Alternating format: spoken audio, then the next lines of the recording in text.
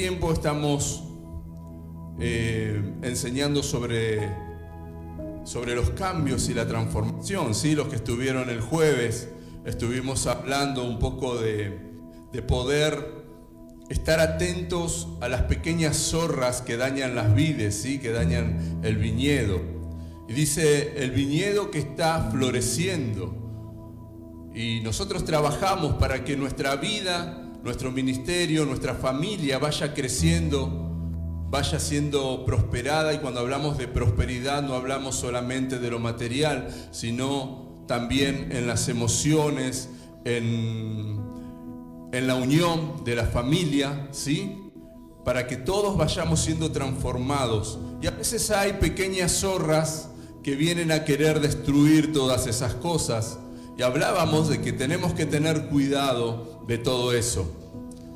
Y hoy quería seguir hablando el tema de la transformación de la iglesia, del cambio en la iglesia, el cambio de mentalidad, el cambio de espíritu, para que nosotros podamos comprender cuál es la labor y el propósito de la iglesia sobre este mundo. ¿Por qué a Jesús le interesó tanto que la iglesia crezca en el mundo? Él cumplió con un ministerio, pero ese ministerio no terminó con él.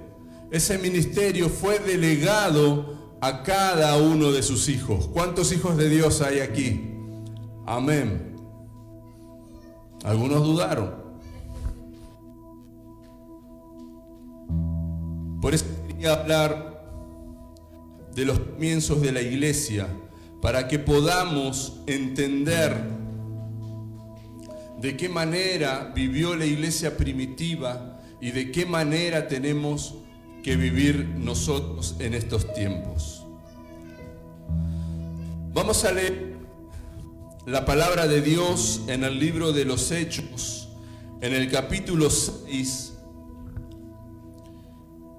y vamos a hacerlo a partir del versículo 8.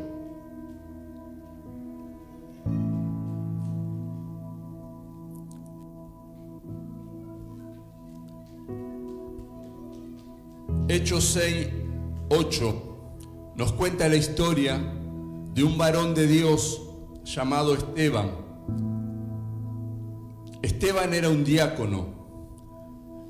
Un diácono era alguien que servía en las mesas en aquellos tiempos.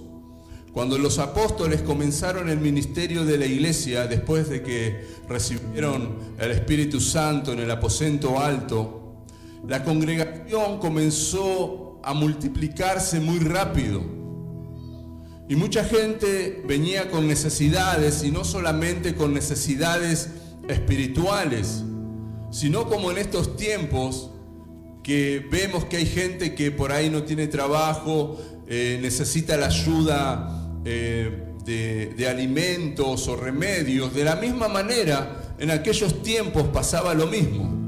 Y era tanta la gente que se juntaba que los apóstoles no daban abasto entre predicar la palabra, enseñar la palabra y servir en las mesas. Entonces tomaron la decisión, guiados por el Espíritu Santo, levantar 7 varones como diáconos, como servidores en esas mesas. Pero eso no quitaba que estos varones sean varones llenos del poder del Espíritu Santo, y uno de estos era Esteban. Y así dice la palabra de Dios. Esteban, hombre lleno de la gracia y del poder de Dios, hacía grandes prodigios y señales milagrosas entre el pueblo. Con él se pusieron a discutir ciertos individuos de la sinagoga llamada de los libertos, donde había judíos de Cirene, de Alejandría, de Sicilia y de las provincias de Asia. Como no podían hacer frente a la sabiduría ni al espíritu con el que hablaba Esteban, instigaron a unos hombres a decir: hemos oído a Esteban blasfemar contra Moisés y contra Dios. agitaron al pueblo, a los ancianos y a los maestros de la ley, se apoderaron de Esteban y lo llevaron ante el consejo. Presentaron testigos falsos que declararon: este hombre no deja de hablar contra este lugar santo y contra la ley. Vamos a leer hasta ahí. Vemos a Esteban, como decía antes, un hombre lleno del Espíritu Santo, que predicaba la palabra, más allá del servicio que él tenía en la iglesia. No había templos, todo se manifestaba en las casas, en los lugares donde ellos podían estar. Pero él seguía predicando la palabra, y de eso estuvimos hablando últimamente, de que nuestro trabajo no es solamente dentro de la iglesia. El trabajo que nosotros hacemos acá es un trabajo interno, ¿sí? El trabajo importante de la iglesia está en las calles. Es poder manifestar nosotros la presencia y el poder de Dios. Es traer al perdido a los pies de Cristo. Y este es el trabajo que estaba haciendo Esteban. Él era un diácono, y por ser diácono no se sentía más que nadie, ni se sentía que él no tenía que salir a predicar. Al contrario, él lo hacía con todo el poder y la manifestación del Señor. Y dice que él, en medio del pueblo, hacía milagros, hacía prodigios y hacía maravillas. Y cuando hablaba de la palabra de Dios, aquellos que se consideraban maestros, aquellos que se consideraban sabios, no podían contrarrestar todo el espíritu que había en Esteban, todo eso que él había aprendido por los apóstoles y por haber escuchado también a Jesús. Entonces se levantaron en contra de él para destruirlo. Dice que pusieron falsos testigos, diciendo que él había hablado mal en contra de Moisés y del templo. Pero eso eran todas falacias, era toda mentira. Como no podían contra el espíritu de Esteban, contra el denuedo que él tenía al predicar la palabra, dice que lo llevaron al concilio para juzgarlo y para acusarlo. ¿Y dónde voy con todo esto? ¿Qué tiene que ver con nosotros? Lo que vivió Esteban es que parece que nosotros no nos damos cuenta de los tiempos que estamos viviendo, y la iglesia sigue todavía como un poco paralizada después de la pandemia, después de la cuarentena. Vivimos un tiempo donde, todavía nos quedamos quietitos en casa. Algunos por ahí eligen no congregar, no acercarse a Dios todavía. Otros eligen no comprometerse con la obra de Dios. La obra de Dios no le corresponde solamente hacerla a los pastores y a los líderes. La obra de Dios le corresponde manifestarla a la iglesia. ¿Cuántos son iglesias del Señor? Cada uno de nosotros fuimos llamados con un propósito. Y ese propósito es de predicar la palabra de Dios. Y predicar la palabra de Dios no solamente con nuestra boca, sino también con nuestros hechos, con nuestro testimonio y también con la manifestación del poder de Dios. Por eso la iglesia de hoy, y yo hoy voy a hablarle específicamente, más allá de que nos están viendo en vivo, estamos saliendo en vivo, de otros ministerios, quiero hablar específicamente de nosotros como iglesia. que podamos nosotros sufrir esta transformación y entender que somos importantes como iglesia. ¿Quiénes somos nosotros en este barrio? ¿Por qué el Señor nos plantó en este barrio? ¿Porque es linda la esquina? ¿Porque acá hay mucho tránsito? Y quizás sí, esa sea una de las razones por la cual hoy estamos acá. ¿Pero para qué? ¿Por qué? Porque acá hay un pueblo que necesita de Dios. Acá hay gente que nos rodea, que no conoce a Dios o que conoció a Dios en un tiempo y fueron defraudados y fueron lastimados. O quizás hay otros que no, pero que necesitan de Dios, porque cada uno de nosotros necesitamos de Dios. Amén. Entonces, somos importantes en este barrio, somos importantes en este territorio para llevar la palabra de Dios, para alcanzar el mensaje de salvación a todos los perdidos, a todos aquellos que todavía no han dado el paso de fe y de acercarse al Señor. Hay muchos que ignoran, conocen la iglesia evangélica, la ven de afuera. Me gusta más decir la iglesia cristiana, ¿sí? Porque la iglesia cristiana es aquella que hace la voluntad de Dios y sigue a Cristo. Hay muchos que no conocen la iglesia cristiana.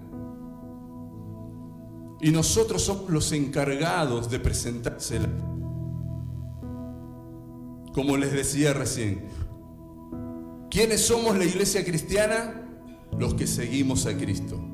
Los que hacemos la voluntad de Jesús. El otro día leíamos en un mensaje donde Jesús le decía a sus discípulos: ya no los llamaré siervos, sino que los voy a llamar amigos. Porque mis amigos son todos aquellos que hacen la voluntad del Padre.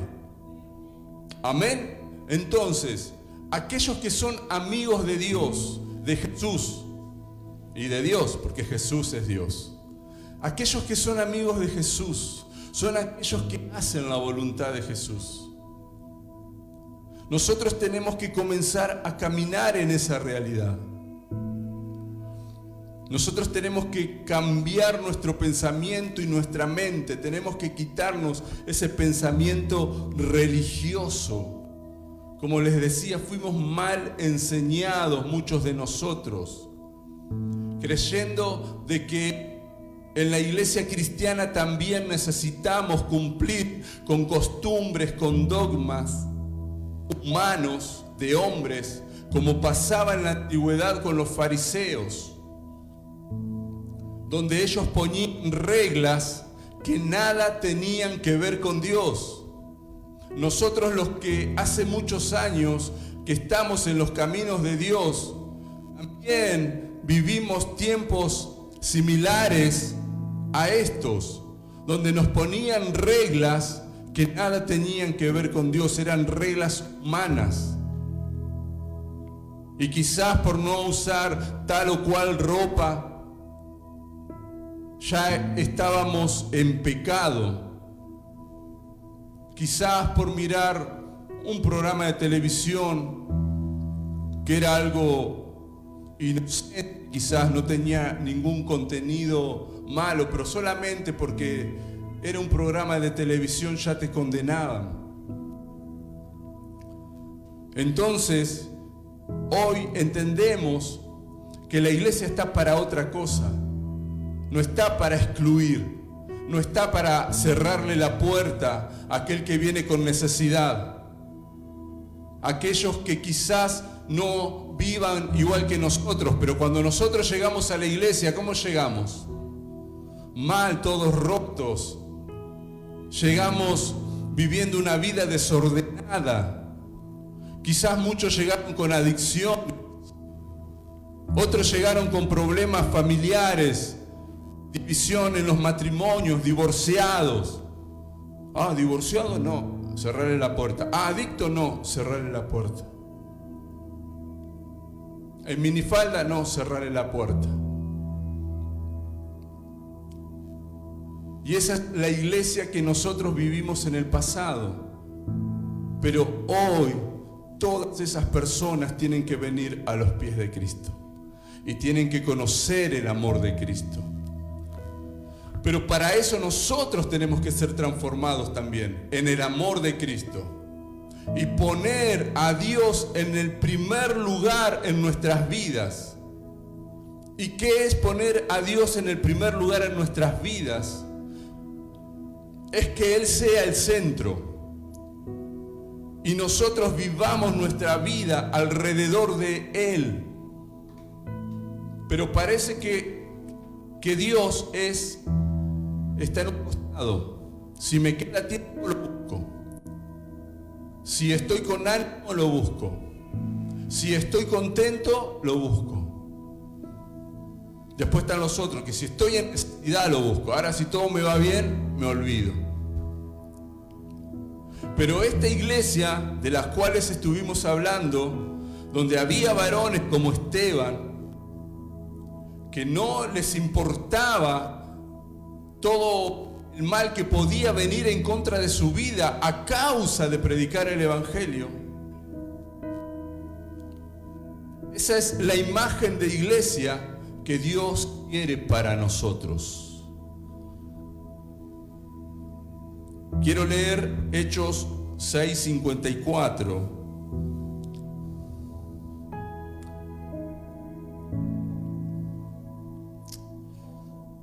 A ver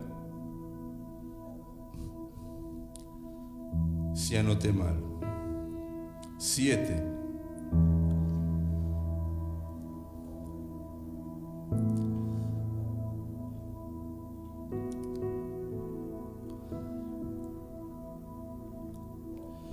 Hechos 7:54. Mire de lo que nos habla. Recién hablamos de Esteban predicando la palabra y que él fue arrestado a causa de esa predicación y por presentarle a Cristo a los perdidos. Mire lo que dice. Al oír esto, rechinando los dientes, montaron en cólera contra él. Pero Esteban, lleno del Espíritu Santo, fijó la mirada al cielo y vio la gloria de Dios y a Jesús de pie a la derecha de Dios. Vio el cielo abierto, exclamó, y al Hijo del Hombre de pie a la derecha de Dios. Entonces ellos, gritando a voz en cuello, se taparon los oídos y todos a una se abalanzaron sobre él. Lo sacaron a empellones fuera de la ciudad y comenzaron a apedrearlo. Los acusadores le encargaron sus mantos a un joven llamado Saulo. Mientras lo apedreaban, Esteban oraba. Señor Jesús, decía, recibe mi espíritu. Luego cayó de rodillas y gritó, Señor, no les tomes en cuenta este pecado. Esteban, por predicar la palabra de Dios, entregó su vida. Y mientras era apedreado, él tuvo compasión de aquellos que mataban y le pidió al Señor que no tuviera en cuenta el pecado que estaban cometiendo. Por eso les digo, hermanos, que nosotros en este tiempo necesitamos ser transformados como iglesia y tener este compromiso que tenían estos hombres de la iglesia primera con Dios y con el mensaje que ellos portaban. Nosotros siempre le decimos a los servidores que no tienen la obligación de servir, sino que esto es algo que nace en nuestros corazones. El que quiere servir lo sirve. Pero si nosotros nos consideramos iglesia de Jesucristo, tenemos una obligación con Dios. No con los pastores, no con la institución, no con el ministerio, sino con Dios, de servirlo a Él. Por algo aceptamos ser parte de su iglesia. Por algo aceptamos un día decirle: Señor, yo te acepto como mi Señor y mi Salvador. Yo te entrego mi vida. ¿Cuántos le han dicho: yo te entrego mi vida? Pero ¿qué hacemos nosotros? Se la entregamos y después se la sacamos. Señor, yo te la entrego. Ahora no, ahora es mía, ahora hago lo que yo quiero. Y no tenemos el compromiso con Él. Esto no se trata de una institución, esto no se trata de algo terrenal. La iglesia es algo espiritual. Lo que nosotros estamos portando es una palabra de vida. Es una palabra que transforma a los seres humanos, que los cambia. Decime, desde que llegaste a los caminos de Dios, ¿sos igual que antes? Dios te fue transformando, Dios te fue quitando de tu vida cosas que no eran buenas. Y eso es lo que Dios hace, nos va transformando. Nos enseña valores, nos enseña un camino nuevo. Nos enseña a vivir conforme a su diseño y a su voluntad. Por eso la iglesia de este tiempo tiene mucho que aprender de la iglesia primitiva. Dice que todas las pertenencias de Esteban las pusieron a los pies de un joven llamado Saulo. Y este joven llamado Saulo no es ni más ni menos de aquel hombre que nosotros conocemos en la Biblia, que escribió más del 50% del Nuevo Testamento, llamado Pablo por el Señor. Hasta aquel que perseguía la iglesia fue transformado por el poder de Dios. Y es uno de los hombres más representativos de lo que Dios puede hacer en una vida, totalmente entregada. Él no era un pastor, él no era un evangelista, él era alguien que conocía la ley, que conocía las escrituras, pero él perseguía la iglesia de Jesús. Dice que él entraba en las casas y sacaba a los cristianos y los entregaba a la cárcel. A otros los mataban. Era un perseguidor de la iglesia, y cuando tuvo un encuentro con Jesús, él fue totalmente transformado. ¿Cuántos han tenido un encuentro con Jesús? Tenemos que manifestar esa transformación, si no, algo no está funcionando en nuestras vidas. Algo nos está faltando, un amor, una pasión, una entrega. Algo que sea distintivo ante los demás seres humanos. La iglesia era totalmente diferente. Dicen que estos eran los que revolucionaban cada pueblo, cada ciudad, cada nación. Estos eran aquellos que aún le temían por las maravillas, prodigios y milagros que ellos hacían. Y a ese nivel de iglesia nosotros tenemos que llegar, hermanos.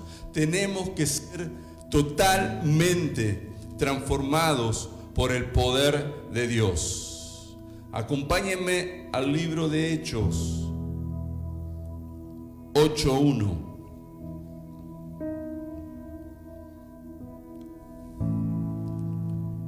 Y dice: y Saulo estaba allí aprobando la muerte de Esteban. Aquel día se desató una gran persecución contra la iglesia en Jerusalén, y todos, excepto los apóstoles, se dispersaron por las regiones de Judea y de Samaria. Unos hombres piadosos sepultaron a Esteban e hicieron gran duelo por él. Saulo, por su parte, causaba estragos en la iglesia. Entrando de casa en casa, arrastraba a hombres y mujeres y los metía en la cárcel. La iglesia de los primeros tiempos era una iglesia la cual no le tenía miedo a la persecución. No eran tontos, no eran que se quedaban esperando a que los apresen, sino que ellos escapaban, pero no se escondían. A donde ellos iban, predicaban el evangelio. A donde ellos iban, plantaban una obra. Y eran perseguidos. ¿No será que nosotros estamos demasiado cómodos? Gozamos de demasiada libertad. Entonces, ¿para qué voy a predicar yo si allá en la esquina hay otra iglesia que prediquen ellos? Yo voy y recibo. Yo voy a buscar mi milagro. Yo voy a buscar mi restauración. Yo voy a buscar la bendición para mi hogar. ¿Y qué hay de los demás? ¿Usted cree que Dios está mirando nuestra necesidad cuando en nosotros hay un corazón egoísta que no está pensando en el prójimo? Usted sabe que hoy cientos de miles de personas han partido de este mundo. ¿Y cuántos de esos han partido sin el Señor? Hay un trabajo, una labor, un propósito que el Señor se lo dejó a la iglesia, y la iglesia somos nosotros. Y si esas cosas a nosotros no nos traen carga, no nos traen dolor o pasión por Dios, el saber que alguien se fue de este mundo sin conocer al Señor, ¿qué cosas nos van a conmover? Por eso cuando venimos los martes a la reunión de oración, aquellos que me conocen me deben escuchar no sé de dónde. Porque realmente yo quiero que acá se produzca un avivamiento de arrepentimiento y de salvación. Y yo vengo a orar, no por mi vida, no por mi familia, no por mis finanzas. Yo vengo a orar por salvación y por la manifestación de la gloria de Dios. Por la manifestación del Espíritu Santo en nosotros, porque lo necesitamos. Para que el Espíritu que estaba en Esteban se manifieste en nuestras vidas y perdamos todo temor. Y no vivamos acomodados a lo que el mundo nos propone.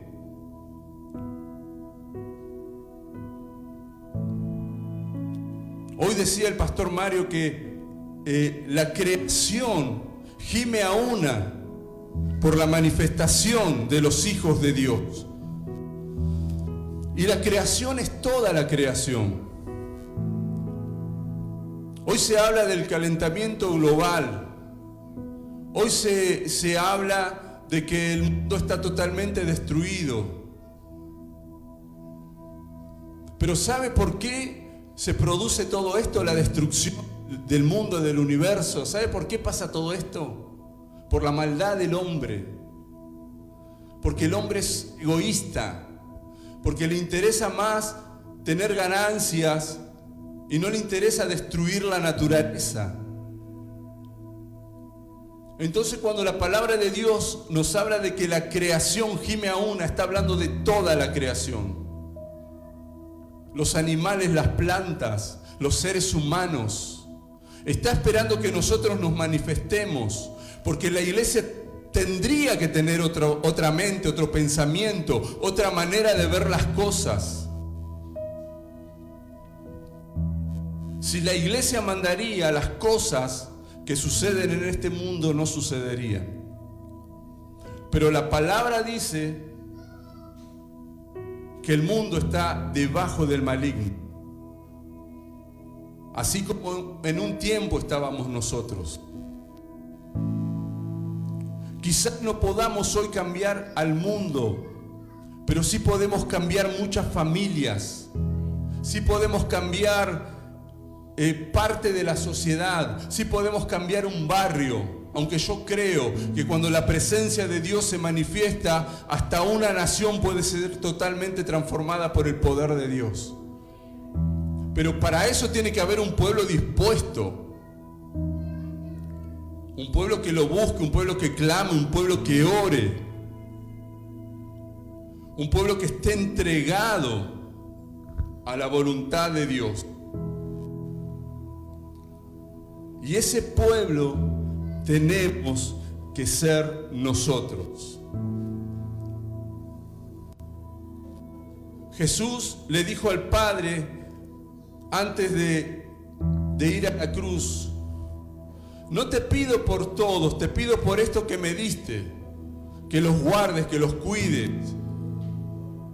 Y quizás nosotros no podamos salvar a todo el mundo, toda la provincia o todo el país. Pero comencemos por el barrio, comencemos por tu vecino, por tu familiar, por tus hijos. Comencemos a manifestar la gloria de Dios. Yo creo que acá hay algo especial. No sé usted si piensa lo mismo. Pero ayer estábamos acá trabajando y golpean la puerta. Pensamos que era un hermano más que venía a colaborar. Un hombre de Salta que en este tiempo de pandemia vino a trabajar a Buenos Aires. Y resulta que lo robaron, le sacaron todo con lo puesto. Y él vino a pedir oración, no vino a pedir nada, no dijo, miren, tengo hambre, necesito. No vino a pedir nada, solamente dijo: pastor, yo soy un creyente, yo no soy ni pastor ni evangelista, yo no tengo ministerio, soy un hermano en Cristo. Pastor, no ora por mí, yo ahora estoy yendo a Salta, dice, me voy a Panamericana a hacer dedo, porque no tengo nada, me dejaron sin nada. ¿Y cómo llegó acá? Si hay una iglesia acá a la esquina, hay una iglesia a 4 cuadras, por todos lados hay iglesia. Y lo trajo acá, donde estábamos nosotros trabajando. ¿Cómo sabía que había gente trabajando acá? Lo trajo el Espíritu Santo. Y de este lugar se fue bendecido. Tenía una camisita. Usted imagínese viajando a dedo en un camión donde sea hasta Salta. Dice: no tengo abrigo. Lautaro le dio su campera. Nosotros estábamos comiendo unos sándwiches, se le preparó sándwiches, se le dio bebida, se le dio dinero. Ale le dio para la sube. Y le dimos dinero para que pueda comer lo que teníamos, porque vinimos a trabajar. Entonces andábamos quizás para comprar algún tornillo, algún pincel, y lo que teníamos le dimos. Y cuando lo acompañé a la puerta, y primero lo dijo acá: yo solamente vine a buscar oración, y me dieron mucho más. Yo no pensé que me iban a recibir así. Y cuando salimos, me abrazó con lágrimas en los ojos y me dijo: pastor, yo lo voy a llamar.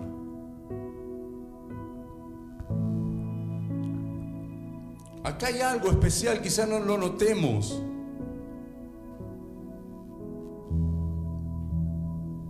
Pero eso especial que Dios manifiesta en nosotros, llevémoslos a otro lado. Anunciemos, hablemos. Quizás solamente con decirle a alguien buenos días, que Dios te bendiga, eso lo atrae.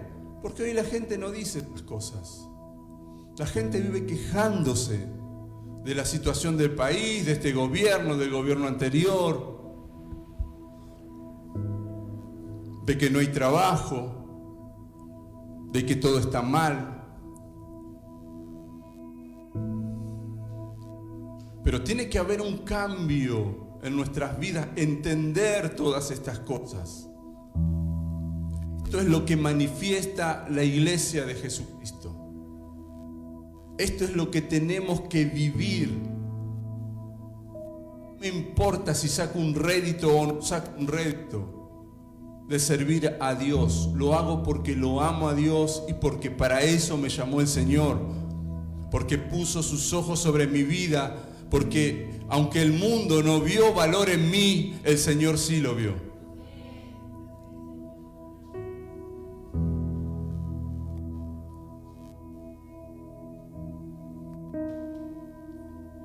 Y para terminar, vamos a 1 Corintios 7:30.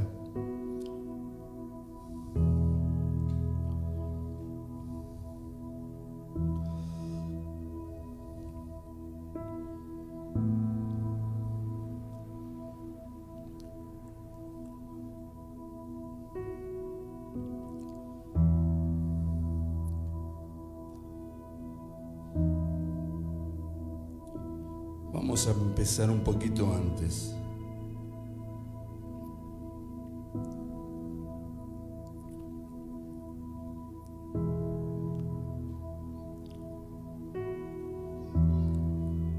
Vamos a empezar del 29. Acá encontramos al apóstol Pablo hablando al pueblo de Corintios. Y acá se había armado una charla. Y él les escribía acerca del matrimonio. Y él les decía que cada uno se quede como había llegado al Señor. Que los solteros no estén apresurados por casarse. Pero ¿por qué decía esto? No es que él no quería que la gente se case, sino porque la iglesia de aquel tiempo vivía como que el Señor podía llegar en cualquier momento. Entonces él decía, si se casan, van a estar más atentos a cumplir o pensar en las necesidades de su cónyuge y van a descuidar las cosas de Dios. Y acá dice esto. Lo que quiero decir, hermanos, es que nos queda poco tiempo. Él pensaba que el Señor venía ya. Ellos vivían con esa ansiedad, con ese propósito, con ese anhelo. Por eso predicaban la palabra con denuedo. No les importaba nada, no les importaba estar en la cárcel. No les importaba que lo torturen. Porque ellos estaban esperando la venida de su Señor. Ellos vivían como que Cristo venía en cualquier momento. Nosotros vivimos como que Cristo no va a venir nunca. Esa es la diferencia. Ya pasó 2000 años. Pueden pasar 2000 años más. Entonces estamos afanados en nuestras cuestiones. Por eso no podemos mirar las cosas de arriba. Cuando nosotros fuimos llamados para mirar las cosas de arriba, estar atentos a las señales que se están manifestando en este tiempo. Si nuestra vida espiritual estaría atenta a todas esas señales, sabríamos que la venida de Cristo está pronta. ¿Usted por qué piensa que me importa tanto las nuevas generaciones? Los preadolescentes, los niños, los jóvenes. Porque Cristo puede venir en cualquier momento. Y si nosotros los descuidamos, lamentablemente se pueden quedar. Si nosotros los dejamos que ellos hagan lo que quieran, estén mirando lo que quieran, estén consumiendo lo que quieran, lamentablemente los podemos perder. Entonces, las familias cristianas se tienen que poner firmes para que los chicos comiencen a conocer más de Dios.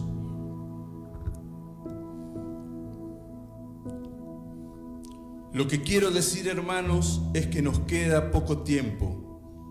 De aquí en adelante, los que tienen esposa deben vivir como si no la tuvieran. Los que lloran como si no lloraran. Los que se alegran como si no se alegraran. Los que compran algo como si no lo poseyeran. Los que disfrutan de las cosas de este mundo como si no disfrutaran de ella, porque este mundo, en su forma actual, está por desaparecer. Vivían pensando en la venida del Señor y no les importaba nada, solamente predicar la palabra y hacer la obra del Señor. Yo no digo que esto va a suceder de la noche a la mañana, que mañana nos vamos a despertar y vamos a ser Esteban o Pablo o Felipe o Silas. Pero tenemos que procurar nosotros, como hijos de Dios y como iglesia, ser un poco más radicales con las cosas de Dios. No ser tan livianos. Permitirnos ciertos deslices. Total, Dios es bueno, Él me perdona. Sí, Él te perdona. Pero esas cosas te detienen. Esas cosas te apartan. Esas cosas te alejan del propósito de Dios. ¿Pero qué? ¿No puedo disfrutar? Podemos disfrutar, pero nunca perdiendo el foco, que es Cristo Jesús. Por eso le digo que nosotros tenemos que ser cristocéntricos. Cristo es el centro de nuestra vida y vivir alrededor de lo que Él es y alrededor del llamado que hay en cada uno de nosotros. Nosotros amamos a todos aquellos que entran a este lugar. Y Dios también los ama, que es lo más importante.